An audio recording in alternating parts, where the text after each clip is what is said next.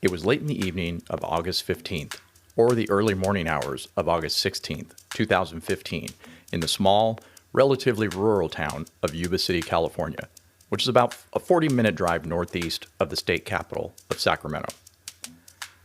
Of the very few things we do know as fact in this case is that on that day, a young mother, wife, and aspiring photographer, Sara Matthews Easton, who was just 2 days shy of her 32nd birthday, was shot in the head. Twice. With her police chief husband's service weapon, while her 3 young children slept elsewhere in the same house. The 2 bullets entered her skull on the left side. Sara was right-handed. She succumbed to her wounds at 5:14 a.m., August 16th, 2015. What we don't know for a fact is who pulled the trigger that night. Twice. Join us, along with Sara's family, as we unravel the many layers of this mystery in our new series, Sara's Truth, The Death of Sara Matthews Easton. This is Solve Crimes.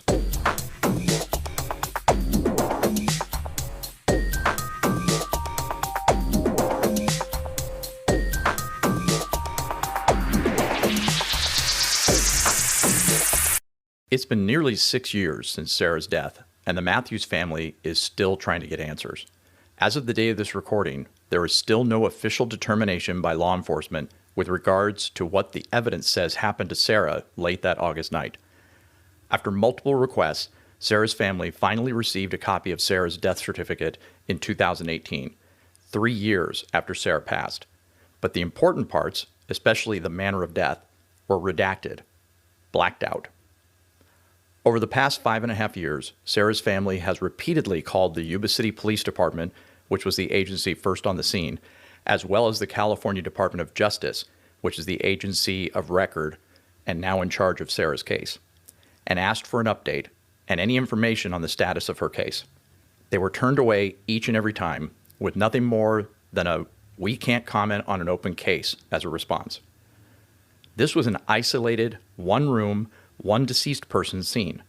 There are virtually only 2 manners of death to choose from: self-inflicted or homicide. Accidental can be ruled out since there were 2 shots with a weapon that had safeties in place where you had to manually disable it in order to take that second shot. In most cases like this in the U.S., the law enforcement agency of record is required by law to provide public documents concerning the case after a certain amount of time. It varies state by state.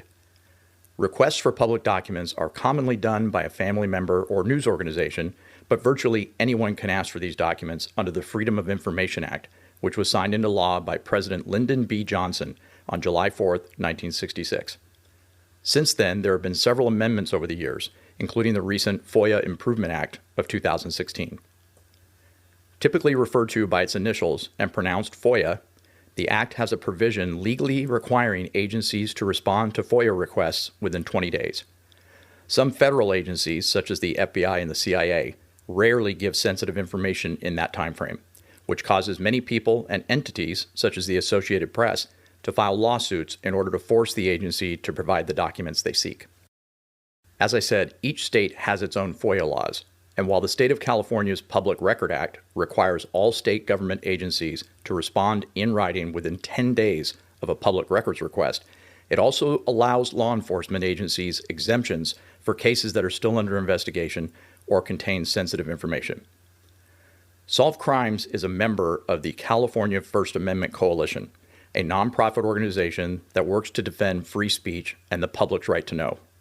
This is coalition member and First Amendment attorney Roger Myers explaining the details and impact of the California voters' passing of Proposition 59 in 2004.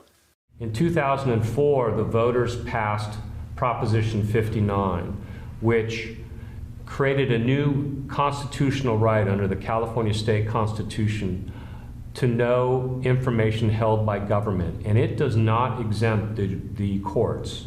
Basically, everything else that's a record created by a government agency in California or that is even held by the agency, even if it didn't create it, if it collects it and holds it in its records, it is technically subject to the Public Record Act unless one of the other exemptions applies.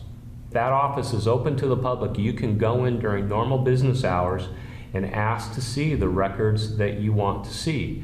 If they're not held there, then they should tell you where to go to get them. There is a requirement under the Public Records Act that the agency assist you. So if you go in and see, I'd like to see certain records, I think you have them, and the agency says, no, we don't, they can't play hide the ball. They can't not tell you. They have an obligation to tell you where those records are located, and if they don't know, they have an obligation to help you find out.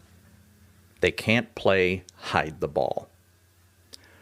Well, as Mr. Myers mentioned, there are exemptions, and many in the state of California would like to see these exemptions, like the one we're dealing with on Sara's case, tightened up. For instance, many would like to see a time limit with specific parameters with regards to cases being perpetually hidden from the public, such as in this particular case. While this certainly makes sense for new law enforcement investigations, ongoing and/or could contain sensitive information, this exemption can also be used as a legal loophole for stalled investigations or cases in which a law enforcement agency wants the investigation files to remain protected from FOIA requests indefinitely and for whatever reason, essentially putting the case in a legal purgatory and blocking families and the press from obtaining any information, even if it provides a grieving family some peace of mind or closure, without filing a lawsuit. Solve Crimes has verified with the California State Department of Justice that they indeed are the lead agency in Sara's case, and that it is in fact designated an open investigation. Their reply to our request for information and an update on the status of the investigation was received via email with the familiar "we don't comment on open investigations." Here's Roger Myers again to explain the law enforcement exemption in a little more detail.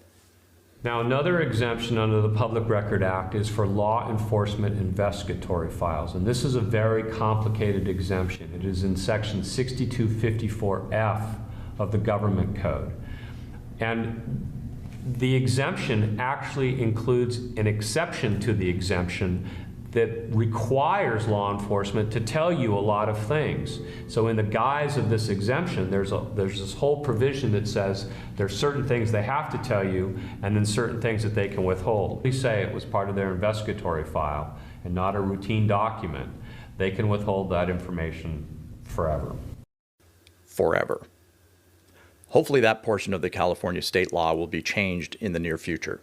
But for Sara's case, her family has to either hire a high-powered attorney and file lawsuits to essentially force the DOJ to release the documents on the investigation, or we can use public pressure to get them to finalize their investigation once and for all.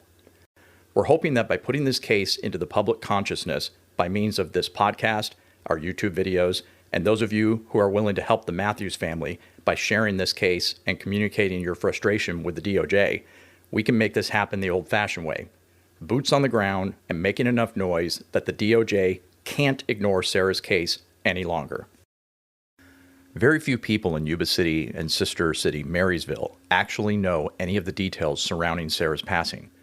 Those that are privy to details and rumors have speculated to us privately that they believe the reason Sara's case was never properly closed and the manner of her death undetermined was for political reasons. Now, you may be wondering right about now how the death of a woman in a town as small as Yuba City would even be on the radar of California state politics at all, causing the State Department of Justice to essentially freeze the case. Well, it may be as simple as timing. The top cop of every state who oversees their State Department of Justice is the Attorney General. At the time of Sara's death in August of 2015, the California State Attorney General was the current Vice President of the United States, Kamala Harris. Yeah, I know. In January of 2015, longtime U.S. Senator from California, Barbara Boxer, announced that she would not seek re-election in 2016. The following week, then California State Attorney General Kamala Harris announced her candidacy and was immediately designated the top contender for the position. Sara's death occurred only 8 months later, right in the heat of Harris's Senate campaign. Remember, Sara's case involved a local police chief, and some people in state government may not have wanted to provide Harris's Senate opponents with ammunition that could aim at California's top cop. We are certainly not implying that Vice President Harris personally ordered Sara's case to be frozen, but there doesn't appear to be any other explanation for the Department of Justice to perpetually bury this case and rebuffing continued requests for updates by Sara's family. The fact of this matter is that all of that could very well be utter crap. But Sara's family has been banished to the land of speculation by way of the DOJ's apparent refusal or inability to properly investigate and close this case based on the evidence collected and observed at the scene. Witnesses outside the home where Sara was shot have reported that the DOJ was inside the house for 12 to 14 hours following her death at 5:14 a.m. We assume that they were collecting evidence, as one of the crime scene photos that Solved Crimes obtained does show what appears to be at least one bullet cut out of the mattress. While investigating what exactly happened that caused the almost 32-year-old to lose her life. Sara's family reports that the DOJ confiscated computers from the Eastons' home, including the cell phones belonging to Sara, her husband Aaron, as well as the children. The kids were given their cell phones back within 12 hours, but Sara and Aaron's cell phones were kept an additional 12 hours before being returned. It's unclear when the computers or any other devices that were obtained were returned. At this point, we are all left to wonder why this case hasn't been closed after nearly 6 years.